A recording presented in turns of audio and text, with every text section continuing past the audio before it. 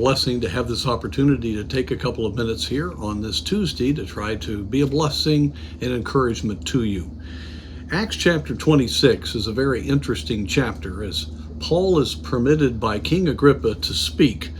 He had come to meet with Festus, the procurator there in Caesarea, and Paul had appealed to Caesar when the Sanhedrin had come, and when Festus encouraged him to go back to Jerusalem and meet with the council, he said, no, I'm being judged at Caesar's seat. So that meant that Festus had to send him to Rome, but he didn't have really anything to charge him with. And so he has King Agrippa and all the entourage there listen to the defense of the Apostle Paul.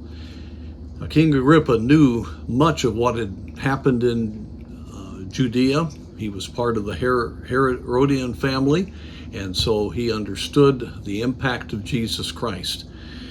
And as Paul is preaching, there are two responses. The first from Festus is, Paul, thou art beside thyself. Much learning doth make thee mad.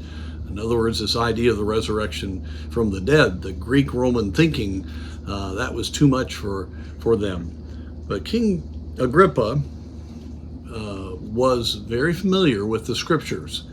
And Paul makes the statement, King Agrippa, believest thou the prophets? I know that thou believest. Then Agrippa said unto Paul, almost thou persuadest me to be a Christian. Some people think that might have been tongue-in-cheek, but from the response of the Apostle Paul, I think it actually was a positive response to some degree. It's very interesting here, two different responses. When we as believers share the truth, some are going to think we're crazy, but some are going to be touched deeply.